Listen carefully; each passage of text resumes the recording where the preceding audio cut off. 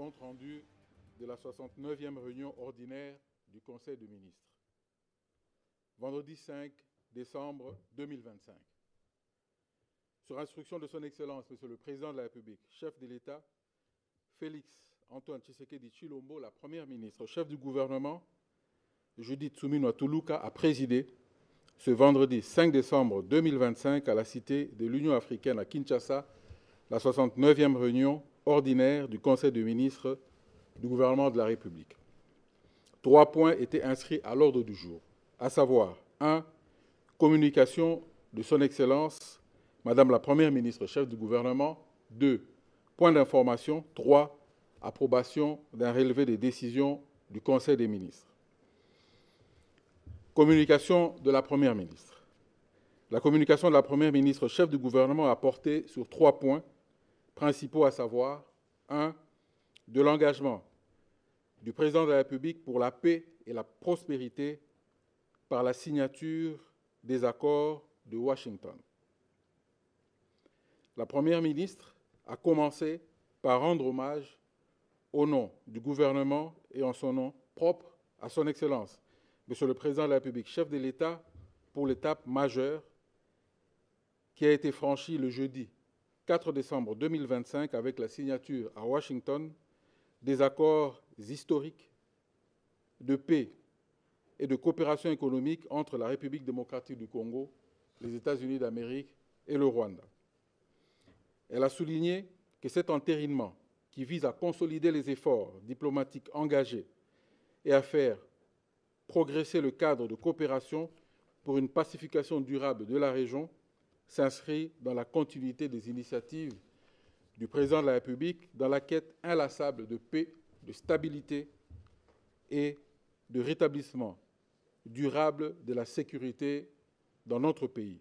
Ces initiatives sont marquées par la défense de la souveraineté nationale et la recherche constante des solutions justes et durables.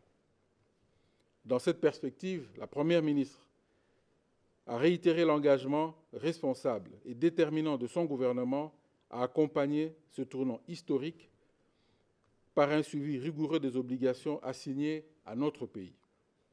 Cette évolution, a-t-elle martelé, ouvre une ère nouvelle pour la République démocratique du Congo, une ère fondée sur l'espoir d'un climat apaisé, la relance économique, la crédibilité renforcée dans notre diplomatie et un partenariat international plus solide et durable. L'acte posé hier à Washington ne constitue pas seulement une formalité. Il représente un pas décisif dans la marche collective de notre pays vers la paix, la normalisation et la prospérité. Ces accords, comme l'a rappelé le chef de l'État, s'inscrivent dans l'optique de garantir l'intégrité territoriale du pays et sécuriser l'ensemble de notre population, car la République démocratique du Congo est unie et indivisible, a insisté la Première ministre. Enfin, elle a également rendu hommage à toutes les victimes de cette guerre depuis 3 décennies, ainsi qu'aux vaillantes forces armées et à tous les volontaires qui ont donné leur vie pour la défense de la patrie. 2. De l'accélération des travaux de la COPIRAP et de l'urgence d'une action rapide.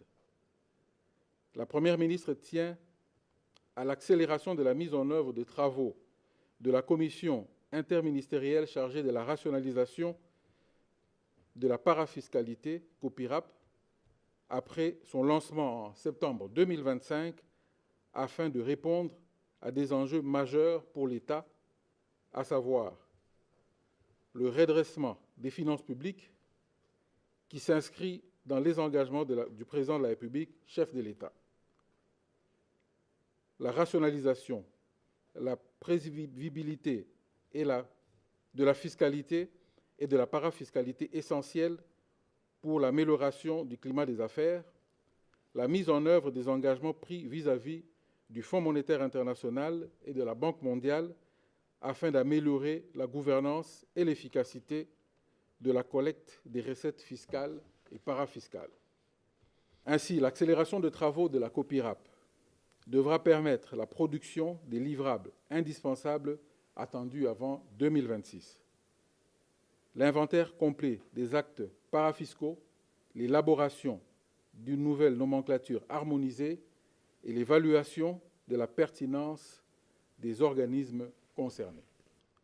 Pour ne pas compromettre la crédibilité du gouvernement, freiner l'amélioration du climat des affaires et entretenir une inefficience budgétaire, la Première ministre a appelé à l'urgence de répandre les travaux et de finaliser la feuille de route visant à rationaliser les structures et à optimiser l'utilisation des ressources publiques.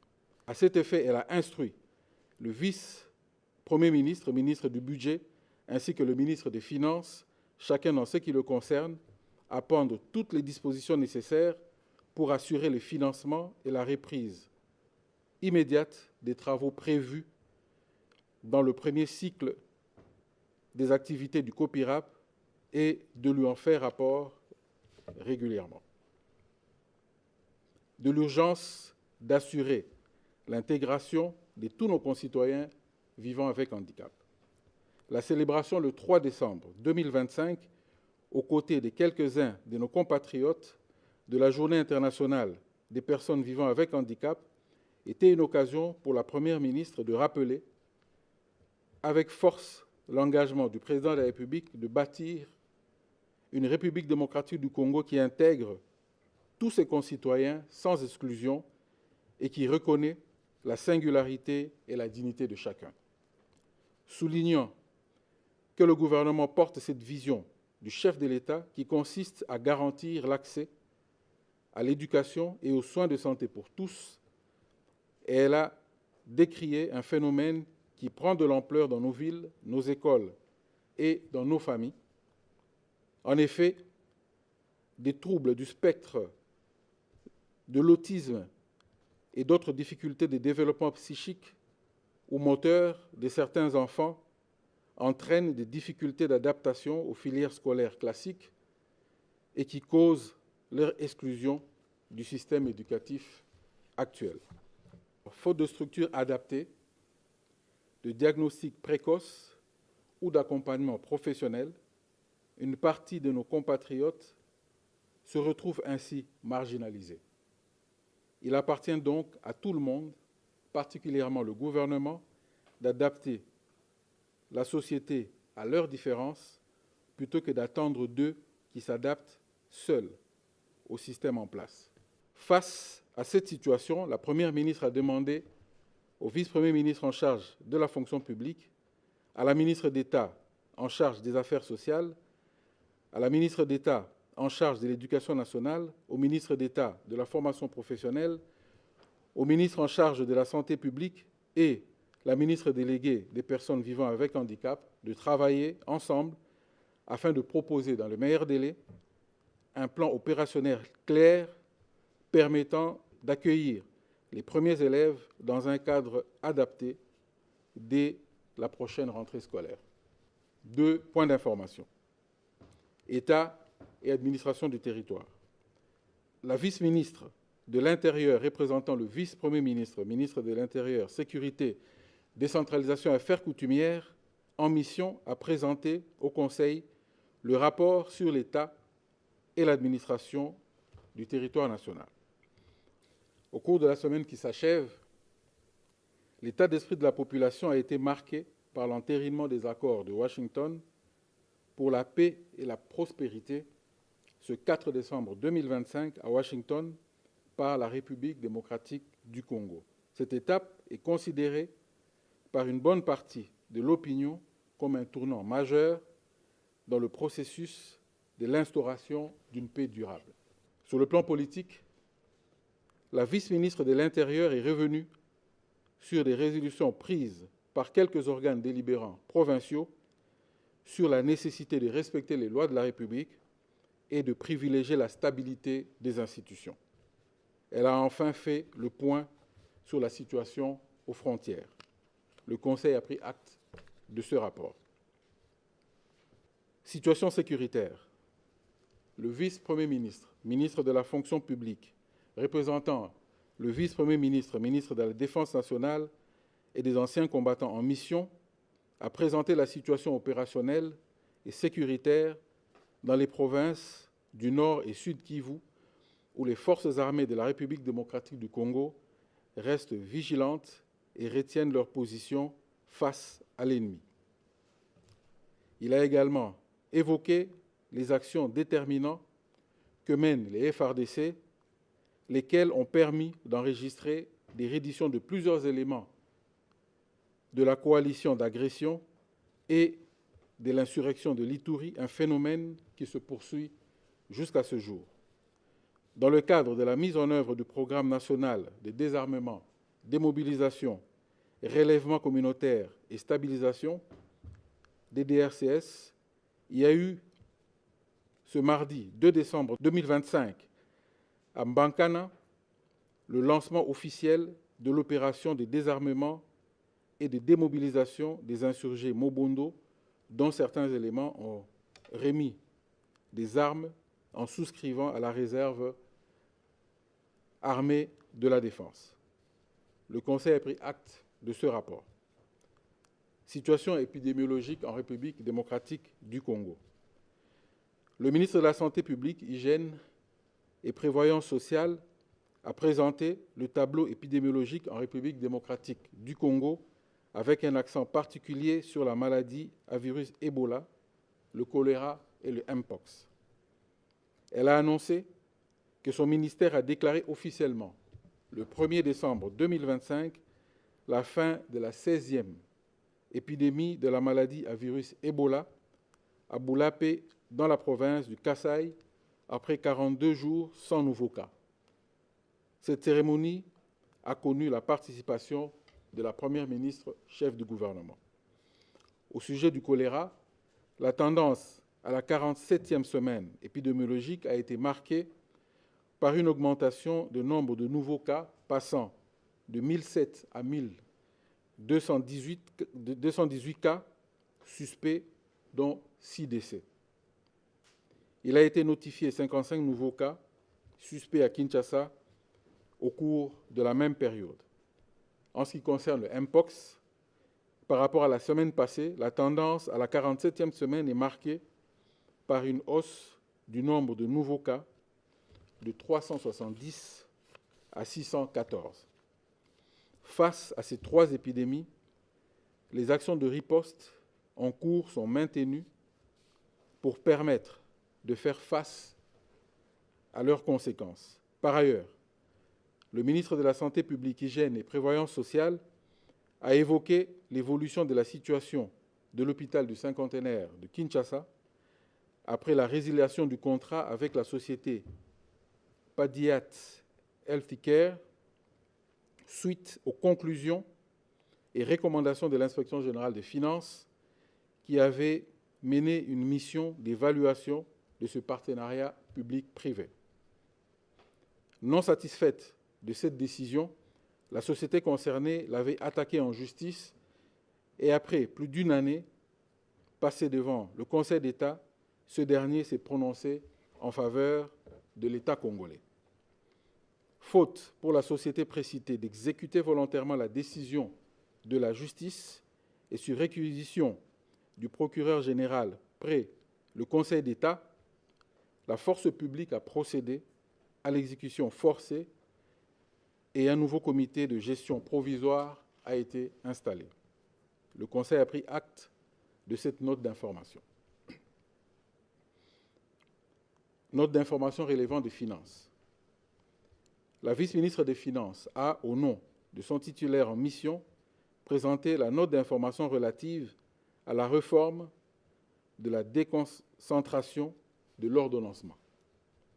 Elle a rappelé d'abord les enjeux et objectifs de cette transformation majeure de la gestion publique avant d'exposer son cadre juridique et institutionnel. Elle a ensuite mis en lumière des progrès opérationnels réalisés tout en soulignant les conditions préalables désormais réunies grâce à l'accélération de la réforme de la comptabilité publique. Enfin, elle a établi le lien essentiel entre la déconcentration de l'ordonnancement et la mise en œuvre effective du budget programme. Cette réforme, a rappelé la vice-ministre des Finances, vise à renforcer les compétences budgétaires des institutions et ministères sectoriels en octroyant aux ministres ou responsables d'institutions le pouvoir d'engager, de liquider et d'ordonnancer les dépenses de son ministère ou institution. Cette transformation implique le passage d'une culture d'allocation des moyens à une logique d'atteinte des résultats. Elle nécessite de ce fait le renforcement des compétences budgétaires au sein des ministères sectoriels et institutions, désormais pleinement impliqués dans l'exécution administrative de la dépense publique. Ainsi, a conclu la vice-ministre des Finances, la déconcentration n'est pas seulement une réforme administrative, elle constitue le socle opérationnel du budget programme et un levier majeur pour accroître l'efficacité de l'action publique. Le Conseil a pris acte de cette note d'information. Note d'information relevant des ressources hydrauliques. Le ministre des Ressources hydrauliques et électricité a présenté une note d'information à deux volets. Un, plan d'urgence de la Régie des eaux pour une période de 6 mois. Ce plan part d'un diagnostic global qui concerne les problèmes opérationnels majeurs de cette entreprise, parmi lesquels la vétusté du réseau de distribution datant de plus de 50 ans et entraînant la déperdition de près de 40% du volume d'eau produit, le manque des pièces de rechange et équipements de réseau, la faiblesse du tarif pratiqué, dégageant une perte de 0,37 USD par mètre cube, ainsi que les arriérés des factures de consommation de l'État. Au regard de l'exigence du réajustement de la tarification et de son impact sur le chiffre d'affaires de la Régie des eaux, des ressources à mobiliser dans les 6 mois vont permettre la mise en œuvre du plan d'urgence qui prévoit l'achat des équipements et des pièces de rechange, la lutte contre les érosions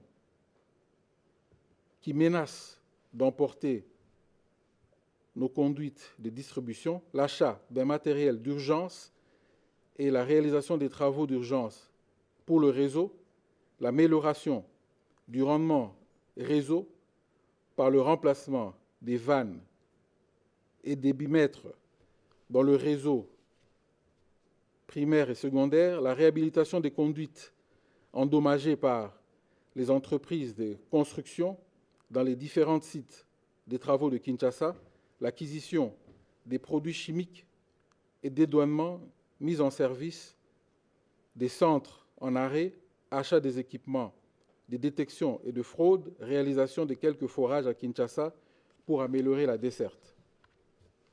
La concrétisation des engagements du gouvernement, tels que stipulés dans le contrat de performance, demeure un déclencheur déterminant pour la Régie des eaux afin d'exécuter son plan d'urgence. Naturellement, le paiement de la consommation de l'État et la mise en œuvre du nouveau tarif en tenant compte des catégories sociales en constituent les éléments essentiels.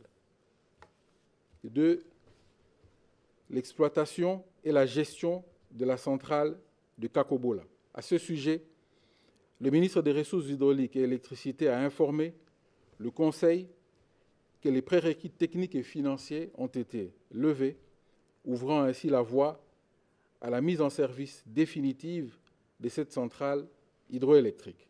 Toutefois, le recrutement dans les délais requis de l'exploitant chargé d'assurer la gestion durable de l'ouvrage demeure.